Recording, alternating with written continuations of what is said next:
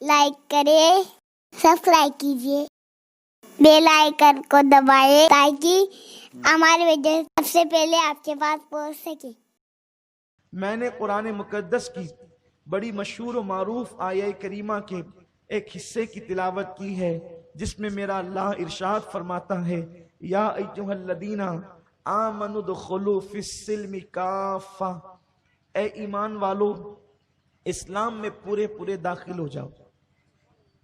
جن لوگوں نے لا الہ الا اللہ محمد الرسول اللہ پڑھا ہے، ان لوگوں کو کہا جا رہا ہے اسلام پسند ہونے کے ساتھ ساتھ اسلام پابند بھی ہو جاؤ، اس لیے کہ دنیا کے اندر کلمہ پڑھنے والوں میں دو گروپ ہیں، بلکہ جو کلمہ نہیں پڑھتے ان میں بھی دو گروپ ہیں۔ ایک وہ لوگ ہیں جو اسلام سے نفرت کرتے ہیں، کلمہ جو نہیں پڑھتے وہ، اور ایک وہ ہیں جو اسلام کو پسند کرتے ہیں۔ بہت سے کافر بھی اسلام کو پسند کرتے ہیں لیکن وہ اسلام کی پابندی نہیں کرتے، اور بہت سے مسلمان بھی ہیں جو اسلام پسند تو ہے لیکن اسلام پابند نہیں ہے۔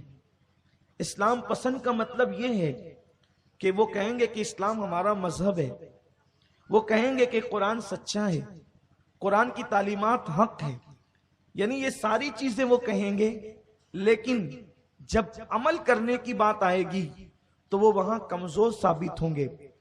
اسلام پسند لوگ تو ہے لیکن اسلام پابند لوگ اب ہمارے درمیان کم بچے ہیں۔ آج ضرورت صرف اسلام پسند لوگوں کی نہیں بلکہ ضرورت ہر دور میں اسلام پابند لوگوں کی ہے، اس لیے کہ اسلام پسند صرف اسلام کی تعلیمات کی باتیں کرتا ہے، لیکن جو اسلام پابند ہوتا ہے وہ اسلام پر عمل کر کے دکھاتا ہے۔ اور باتیں کرنے والوں کی باتوں سے کبھی انقلاب نہیں آتا بلکہ انقلاب عمل کرنے والوں سے آتا ہے۔ اہل عمل انقلاب پیدا کرتے ہیں، اہل گفتگو نہیں۔ اسی لیے تو ڈاکٹر اقبال نے یہ رونا رویا ہے، یہ اقبال بڑا اپدیشک ہے، من باتوں میں موہ لیتا ہے، گفتار کا غازی بن تو گیا کردار کا غازی بن نہ سکا۔ آج باتیں مسلمانوں کے پاس بہت ہیں، اتنی بڑی بڑی باتیں ہیں کہ ہوٹلوں پر بیٹھ کر وہ مسئلہ وحدت الوجود پر گفتگو کرتے ہیں، ہوٹلوں کی کرسیوں پہ بیٹھ کر وہ ایمان اور کفر کے معاملات پہ گفتگو کرتے ہیں، وہ لوگ کیرم کلبوں میں بیٹھ کر فقہی جزیات پر گفتگو کرتے ہیں، لیکن گفتگو کرنے والے کو ہم دیکھتے ہیں تو یوں لگتا ہے یا اللہ کہ یہ تیرا بیان، یہ مسائل تصوف، یہ تیرا بیان غالب، تجھے ہم ولی سمجھتے جو نہ بادہ خار ہوتا۔ یہ حالات قوم کی ہو چکی، یہ حالات جو ہے وہ حالت ہماری قوم کی ہو چکی ہے کہ لوگ گفتگو کرتے ہیں تو اس منزل پر نظر آتے ہیں، ایسا لگتا ہے کہ یہ اللہ کا مقرب بندہ ہے، لیکن اس کی خلوتوں کو دیکھیں، اس کی جلوتوں کو دیکھیں، اس کی صبحوں کو دیکھیں، اس کی شام کو دیکھیں، اسلام پر اس کے عمل کے انداز کو دیکھیں، تو جو شخص تھوڑی دیر پہلے اسلام کے حوالے سے اتنی نفیس جچی تلی گفتگو کر رہا تھا، جب اس کے کردار کو آپ دیکھیں گے تو ایسا لگے گا کہ اس کی شخصیت کے اندر گویا کہ شیطان ناچ رہا ہے، شیطان کا ننگا ناچ موجود ہے۔ اسی لیے اللہ کے پیارے حبیب غیب داں نبی صلی اللہ علیہ وسلم نے ارشاد فرمایا، ایک دور میری امت پر ایسا آئے گا کہ لوگ دین کی باتیں تو خوب کریں گے لیکن دین پر عمل نہیں کریں گے۔ آج باتیں خوب ہو رہی ہے لیکن دین پر عمل کتنا ہو رہا ہے؟ مقررین گھنٹوں دین کی گفتگو کر رہے ہیں، محررین جو ہے وہ اوراق سیاہ کر رہے ہیں دین کے حوالے سے، لیکن میں پوچھنا چاہتا ہوں مفکرین فکر دے رہے ہیں دین کے حوالے سے، لیکن عمل کتنا ہو رہا ہے؟ میرے پیارے آقا صلی اللہ علیہ وسلم کے پیارے دیوانوں، کاش کے باتیں کم ہوتی عمل زیادہ ہوتا۔ قرون اولیٰ میں یہی ہوا، صحابہ گفتگو کم کرتے تھے، عمل زیادہ کرتے تھے، ان کے اعمال کو دیکھ کر لوگ اسلام کے دامن میں پناہ لیتے تھے۔ میرے پیارے آقا صلی اللہ علیہ وسلم کے پیارے دیوانوں، آج امت کو ضرورت ہے مذہب پسند بننے کے ساتھ ساتھ مذہب پابند بنے۔ مذہب پسند اور مذہب پابند میں فرق کیا ہوتا ہے؟ آئیے میں تمہیں بتاؤں۔ آج کل بہت سے غیر مسلم اسلام کے حوالے سے باتیں کرتے ہیں کہ اسلام جو ہے وہ اچھا مذہب ہے۔ آپ دیکھیں اقوام متحدہ جیسی جو ہے وہ اس مقام پر اللہ اکبر اسلام کے حوالے سے تعریفی کلمات کہے جا رہے ہیں۔ ابھی برطانیہ کی حال ہی میں جو ایک اہل اقتدار ایک خاتون نے اسلام کے حوالے سے بڑی تعریفی کلمات کہیں، لیکن یاد رکھیں صرف تعریفی کلمات کہنا یہ اسلام پسندیدگی کی علامت ہے۔ اسلام پابندی، میرے آقا علیہ السلام نے ہمیں پابند ہونے کا حکم دیا۔ اسلام پابندی کسے کہتے ہیں؟ قرآن مقدس نے اللہ اکبر اس کو بہت واضح طور پر کیا ہے اور کہا ہے کہ جیسے آپ دیکھیں حضرت سیدنا عبداللہ ابن سلام رضی اللہ تعالیٰ عنہ، یہ یہود کے علماء میں سے ایک عالم تھے۔ علماء یہود میں سے بہت سارے لوگوں نے اسلام قبول کیا، ان میں سے ایک حضرت عبداللہ ابن سلام بھی تھے۔ یہ یہود کے بہت بڑے عالم تھے۔ انہوں نے جب اسلام قبول کیا تو چونکہ یہودیوں کے اندر ایک فکر بچپنے سے انہوں نے پائی تھی، وہ یہ کہ اونٹنی کا گوشت نہیں کھانا اور اونٹنی کا دودھ نہیں پینا، اونٹ کا گوشت نہیں کھائیں گے اور اونٹنی کا دودھ نہیں پئیں گے، تو بچپن سے چونکہ طبیعت میں اس چیز سے نفرت تھی۔ آپ نے اسلام قبول تو کیا، اسلام قبول کرنے کے بعد آپ کو اسلام کا قانون پسند آیا، اسلام قبول کیا، پیغمبر اسلام کی زندگی پسند آئی، آپ نے اسلام قبول کیا، لیکن مسلمان ہونے کے بعد جب اونٹنی کے دودھ کی بات آئی اور اونٹ کے گوشت کی بات آئی تو آپ نے انکار کر دیا کہ میں نہیں کھاؤں گا، کیونکہ یہود کے اندر یہ چیزیں حرام ہیں، نہیں کھائی جاتی ہے اور نہیں پی جاتی ہے۔ حالانکہ اسلام میں اونٹنی کا دودھ پینا نہ کوئی فرض ہے نہ کوئی واجب ہے، اونٹ کا گوشت کھانا نہ فرض ہے نہ واجب ہے۔ بہت سارے مسلمان ہیں، بلکہ میں نے کبھی اونٹنی کا دودھ نہیں پیا، البتہ اونٹ کا گوشت کبھی کھایا ہے۔ آپ میں سے بہت سے ہوں گے جنہوں نے کبھی اونٹنی کا دودھ دیکھا بھی نہیں ہوگا، اونٹ کا گوشت کبھی کھایا بھی نہیں ہوگا، لیکن ان پر کوئی فتویٰ نہ فسق کا ہے، نہ گمراہی کا ہے، نہ کفر کا ہے، نہ نفاق کا ہے، کچھ نہیں، اس لیے کہ اسلام میں اونٹ کا گوشت کھانا نہ فرض ہے نہ واجب ہے۔ لیکن البتہ جس چیز کو اللہ رسول نے حلال کر دیا ہے اس کو حلال ماننا ہر مسلمان پہ فرض ہے۔ ان کی طبیعت میں نفرت تھی اونٹنی کے دودھ سے اور اونٹ کے گوشت سے، انہوں نے منع کیا کہ میں نہیں کھاؤں گا۔ اس وقت قرآن میں اللہ نے آیت نازل کر دی، ادخلوا فی السلم کافہ۔ یہ نہیں ہوگا کہ آپ یہود کے کچھ معاملات بھی اسلام میں عمل کریں، یہود کی کچھ باتیں ان کے کچھ مسائل پر عمل کریں، یہ نہیں ہوگا، بلکہ یہاں صرف شریعت محمدی چلے گی، حضور علیہ السلام کا قانون چلے گا۔ اور کہا گیا کہ اسلام میں مکمل داخل ہو جاؤ، یعنی اسلام پسندیدگی کے ساتھ ساتھ اسلام پابند بھی ہو جاؤ۔ اب آپ مجھے بتائیں کہ صرف اونٹنی کے دودھ سے انکار کرنے پر تنبیہ آ گئی کہ اسلام میں مکمل طور پر داخل ہو جاؤ، تو میری قوم کے ان نوجوانوں کا کیا ہوگا؟ میری قوم کے ان نوجوانوں کا کیا ہوگا جن لوگوں نے یہودیوں کی پوری تہذیب کو پہن لیا، جن لوگوں نے ہنود کی پوری تہذیب کو پہن لیا، جن لوگوں نے نصارہ کی زندگی کو اپنے لیے نمونہ حیات بنا لیا، اس قوم کا کیا ہوگا؟ میرے پیارے آقا صلی اللہ علیہ وسلم کے پیارے دیوانوں، مسلمانوں کی صبح مسلمانوں کی طرح نہیں، مسلمانوں کی شام مسلمانوں کی طرح نہیں، مسلمانوں کی راتیں مسلمانوں کی طرح نہیں۔ آپ دیکھیں مسلمانوں کی راتوں کا جائزہ لیں، مسلمانوں کی راتوں کا حال کیا ہے۔ ایک مسلمان کی رات جو اسلام پابند تھا اس کی رات کیسے گزرا کرتی تھی، اور آج اسلام پسند مسلمان جو اسلام پابند نہیں ہے ان کی راتیں کیسے گزر رہی ہے۔ رات کو نکڑ پر بیٹھ کر 2-2 3-3 4-4 بجے تک ہمارے ہاتھوں میں موبائل ہوتا ہے اور پھر ہم واٹس ایپ پر چیٹنگ اور چیٹنگ میں لگے ہوئے ہوتے ہیں۔ آپ سے میں پوچھنا چاہتا ہوں، اگرچہ آپ ناجائز چیزیں لوگوں کو شیئر نہیں کر رہے ہیں، آپ ناجائز کلپس لوگوں کے درمیان نہیں پھیلا رہے ہیں، لیکن میں آپ سے پوچھنا چاہتا ہوں یہ 2 گھنٹے، یہ 3 گھنٹے، یہ 4 گھنٹے جو آپ پورا وقت انٹرنیٹ کے لیے وقف کر دیتے ہیں، اس میں آپ کا پیسہ بھی جاتا ہے، اس میں آپ کا وقت بھی جاتا ہے۔ میں آپ سے پوچھنا چاہتا ہوں وہ مسلمان جو دنیا میں اپنی آخرت کو سنوارنے کے لیے آیا، اس نے اپنا پورا وقت برباد کر دیا دیا, اپنی راتوں کو برباد کر دیا. اور ہو ہی نہیں سکتا کہ انسان انٹرنیٹ پر بیٹھے اور وہ اپنے دامن عصمت کو بچا کر کے نکال لے.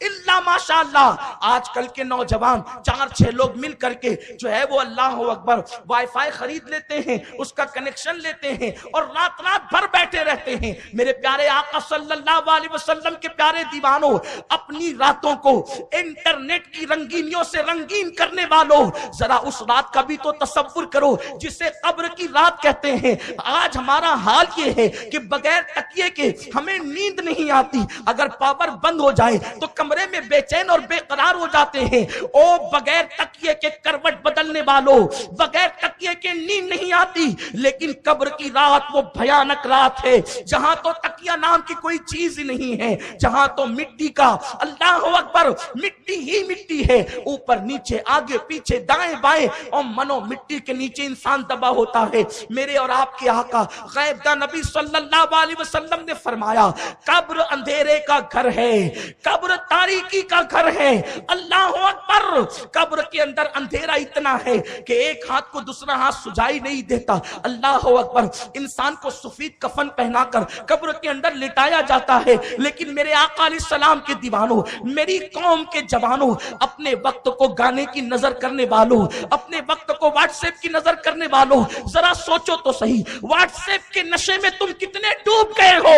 شراب کے نشے میں کسی کو دیکھ کر تم اس سے نفرت کرتے ہو, لیکن تم بھی تو واٹس ایپ کے نشے میں ہو. اللہ اکبر, اس نشے میں, اس نشے میں فرق کیا ہے؟ شراب کا نشہ مسجد کے باہر ہے, لیکن لوگ انٹرنیٹ کے نشے میں اتنے ڈوب چکے ہیں کہ وہ مسجد کے اندر بھی انٹرنیٹ چلاتے ہیں, مسجد کے اندر بھی تصویریں دیکھ رہے ہیں, مسجد کے اندر بھی ویڈیو دیکھ رہے ہیں, مسجد کے اندر بھی کلپ جاری ہے. ایک دوسرے کی آبرو اور عزت کو ہم نے جو ہے وہ گویا کے کھیل تماشا بنا لیا ہے. میرے پیارے آقا علیہ السلام کے پیارے دیوانوں, غور تو کرو, اپنی قبر کی رات کو بھولنے والوں, ذرا سوچو تو صحیح, اب مسلمانوں کی راتیں کیسی ہوتی تھی. جس گلی سے کوئی اجنبی گزر جاتا اور قرآن کی تلاوت کی آواز آتی, لوگ سمجھ جاتے کہ یہ مسلمانوں کا محلہ ہے. اور آج رات دیر گئے تک کے جہاں پر لوگ بیٹھ کر گپ شپ کر رہے ہوں, جن کے ہاتھوں میں موبائل ہوں, اللہ اکبر, اب تو حال یہ ہے لوگ مسجد کے گیٹ پر بھی بیٹھ کر اس گندگی میں مبتلا ہیں, مسجد کے اندر بھی بیٹھ کر.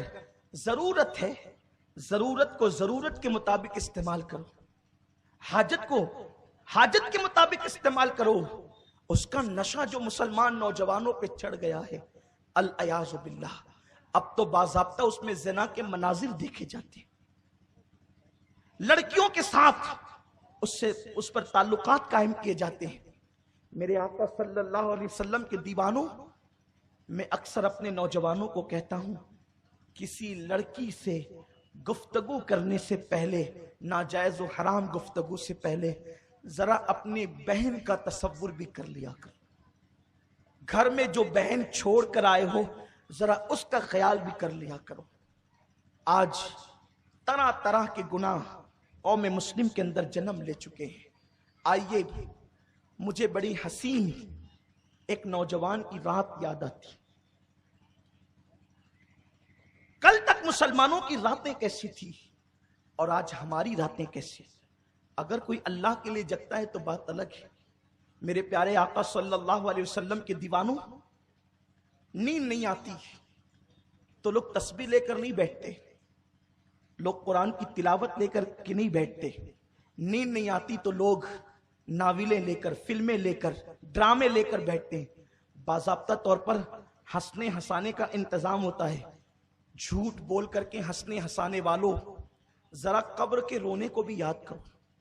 اللہ کے پیارے حبیب صلی اللہ علیہ وسلم ارشاد فرماتے ہیں, قیامت کے دن 3 قسم کے لوگ ایسے ہوں گے, 3 قسم کے لوگ جن کو اللہ مشک کے ٹیلے پر بٹھائے گا. قیامت کے دن سورج سوا نیزے پہ ہوگا, کوئی کسی کا پرسان حال نہ ہوگا, لوگوں کی زبانیں سینے پہ لٹک رہی ہوگی, ماں بیٹے کو نہ پہچانے گی, بیٹا باپ سے دور بھاگے گا, دوست دشمن بن جائیں گے, کوئی جان کسی جان کے کام نہ آئے گی مگر جسے اللہ چاہے. اس وقت ایک حسین منظر میدان محشر میں لوگ یہ دیکھیں گے، مشک کے ٹیلے ہیں، دنیا کا مشک نہیں، جنت کا مشک، اس کے ٹیلے ہیں، اور ٹیلوں پر کچھ لوگ بے خوف و خطر بیٹھے ہوں گے، بے خوف، انہیں قیامت کے ہنگامے سے کوئی لینا دینا نہیں ہوگا، وہ اللہ کی امان میں ہوں گے۔ ان 3 لوگوں میں سے ایک خوش نصیب وہ ہے جو رات کی تنہائی میں اپنے گناہوں کو یاد کر کے روتا ہوگا، جو رات کی تاریکی میں جب سب لوگ بستر پہ سو چکے ہیں، لوگ ہر آدمی اپنے محبوب سے وصل کی لذت کے مزے لوٹ رہا ہے، اس وقت وہ بندہ جب لوگ اپنے اپنے وصل کی لذتوں میں گم ہیں، کوئی اپنے دوستوں کے ساتھ، کوئی اپنے یار کے ساتھ، کوئی اپنی بیوی کے ساتھ، کوئی اپنے بچوں کے ساتھ، کوئی اپنی کتابوں کے ساتھ، ہر الگ الگ انسان اپنے اپنے محبوب سے اس وقت وصل کی لذتیں لوٹ رہا ہے، اس وقت وہ بندہ سب کو چھوڑ کر وہ اپنے محبوب سے، اپنے رب سے، اپنے مالک حقیقی سے، اپنے محبوب حقیقی سے، قادر و قیوم سے، کائنات کو وجود بنا دینے والے سے، کائنات کو وجود عطا کرنے والے سے، پھولوں کو تبسم دینے والے سے، سورج نکالنے والے سے، ماں کے پیٹ میں سورج بنانے والے سے، قرآن نازل کرنے والے سے، غیب دان نبی کو پیدا کرنے والے سے، موسیٰ سے کلام کرنے والے سے، عیسیٰ سے کو زندگی عطا کرنے والے سے، یوسف کو حسن دینے والے سے، کائنات کو رزق دینے والے سے، اس قادر و قیوم سے محو کلام یوں ہوگا کہ اللہ میں نے تو گناہ کر لیے، گناہ کرنا میرا کام تھا، بخشنا تیرے کرم پر ہے، اور وہ روتا ہوگا، آنسوؤں کی لڑیاں بہتی ہوگی، وہ بلکتا ہوگا، اور کسی کا دامن کرم اس کے آنسوؤں کو خشک کر رہا ہوگا۔ اور اقبال یوں کہتے ہیں، پھولوں کو آئے جس دم شبنم وضو کرانے، پھولوں کو آئے جس دم، ایک مومن کی رات یہ ہے، ایک مسلمان کی رات یہ ہے، پھولوں کو آئے جس دم شبنم وضو کرانے، نالا میرا وضو ہو رونا میری دعا ہو، رونا میرا وضو ہو نالا میری دعا ہو۔ آپ غور فرمائیں، مسلمانوں کی راتیں یوں ہوتی ہے، اور جو اپنے گناہوں کو یاد کر کے اللہ کی بارگاہ میں تنہائی میں راتوں کو روتے ہوں گے، اللہ قیامت کے دن ان کو مشک کے ٹیلوں پہ بٹھائے گا، تو لوگ رشک کریں گے اور کہیں گے یا اللہ یہ کون سا نبی ہے، یہ کون سا ولی ہے کہ اس کو تو نے مشک کے ٹیلے پہ بٹھایا۔ ہنگامہ محشر ایک طرف اور اس کے سکون و اطمینان کی لطف و لذتیں ایک طرف، ارشاد ہوگا فرشتوں کہہ دو نہ یہ ہمارا کوئی ولی ہے نہ یہ نبی ہے، بلکہ یہ وہ بندہ ہے جو رات کی تاریکی میں اپنے گناہوں کو یاد کر کر کے رویا کرتا تھا۔ مسلمانوں مجھے بتاؤ، وہ اللہ والے جو نیکیاں کرتے ہیں اور نیکیاں کرنے کے بعد اللہ کے خوف سے روتے ہیں، افسوس ہائے افسوس، ہمیں تو گناہ کر کے بھی اپنے نامہ اعمال پہ رونا نہیں آتا۔ حضرت سیدنا داتا علی ہجوری رحمت اللہ علیہ سے کسی نے کہا داتا صاحب ہم گناہ کر کے بھی نہیں روتے، اللہ والے تو نیکیاں کر کے روتے ہیں۔ ارشاد فرماتے ہیں جس کو گناہوں پہ رونا نہ آئے وہ اپنی تقدیر پہ رویا کرے، وہ اپنی قسمت پہ رویا کرے، وہ اپنے آپ پہ رویا کرے۔ اللہ اکبر، جس قوم نے گناہ کو اپنا مطمع نظر بنایا، اپنا ترہ امتیاز بنایا، اپنی پہچان بنائی، اگر وہ قوم اپنے گناہوں کو یاد نہ کرے، حیرت ہے ہمیں اپنی نیکیاں یاد رہتی ہے، ہمیں اپنے گناہ یاد نہیں رہتے، اور وہ بھی کیسے گناہ۔ اللہ اکبر، قرون اولیٰ میں جن گناہوں کا تصور نہیں کیا جا سکتا تھا، وہ سارے گناہ آج مسلم نوجوانوں کے اندر، مسلم معاشرے کے اندر موجود ہے۔ میرے پیارے آقا علیہ السلام کے پیارے دیوانوں، نیند نہیں آتی تو گناہ کرتے ہیں، نیند نہیں آتی تو عیاشیاں کرتے ہیں۔ کمنٹ شیئر ضرور کریے۔